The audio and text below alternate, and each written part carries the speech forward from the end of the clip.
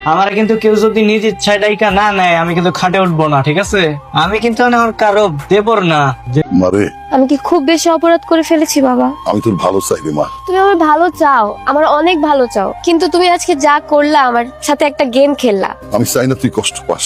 আমি তোমার এই সিদ্ধান্ততে অনেক কষ্ট পেয়েছি। তুমি একটাবারও জানতে চাইলা না আমি কি চাই, কেন করলে এমন? একজন বাবা তার মেয়ের সুখের জন্য অনেক কঠিন সিদ্ধান্ত নেয় রে মা। আমি এই ভবিষ্যৎ দিয়ে কি করব যে এই ভবিষ্যতে আমার প্রিয় মানুষটাই থাকবে না?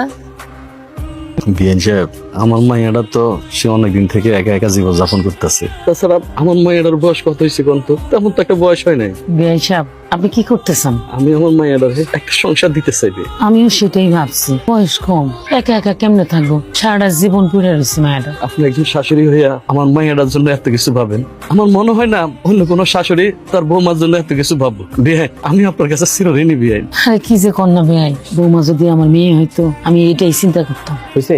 আপনার কথা শেষ হইছে?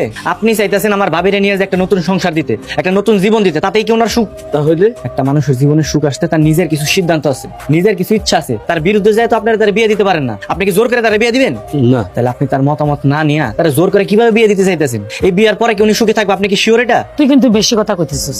স্বামী ছাড়া মায়েরা একা একা কদিন থাকবো? তাছাড়া গ্রামের লোক যদি উল্টাপাল্টা কথা শুরু করে দেয় তখন তুই কি করবি? হ্যাঁ। এই তুই চুপ কর। বিআই, আপনার হাতে যদি ভালো ছেলে থাকে আপনি বৌমারা নিয়ে বিয়ে দিয়ে দেন, আর যদি না পারেন আমার কাছে একটা ভালো পাত্র আছে, মানে টাকা পয়সার অভাব নাই, ভালো ঘর, ভালো বংশ, বৌমা সুখেই থাকবো। বিয়াই, আমি যেরকম ওর বাবা, আপনি তো মা, আপনি যদি ভালো মনে করেন তাহলে দিয়ে দেন না। মা, তুমি কার কথা কইতেছো? তুই চিনবি না।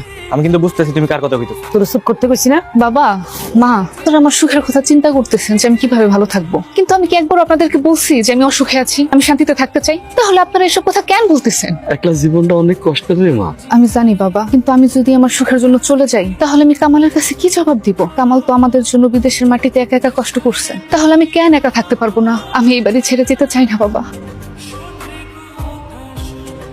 ভাবি, ভাবি তুমি বাড়ি থেকে যাও না ভাবি, তোমার ছাড়া না আমি থাকতে পারবো না। তুমি আমারে মাফ করে দিও ভাবি, আমি আমি আমি তোমার বিয়ে করতে চাই।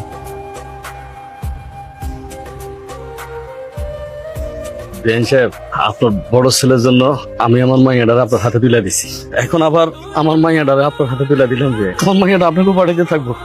থাকবে মা। এই যে আমারে কিন্তু কেউ যদি নিজ ইচ্ছায় ডাইকা না নেয় আমি কিন্তু খাটে উঠবো না, ঠিক আছে? আমি কিন্তু আমার কারো দেবর না যে নিজ ইচ্ছায় খাটে চলে যাব।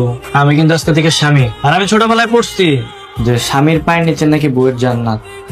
কি ঘুমটা না হইবেন না নাকি ডাক দিবেন না, কোনটা?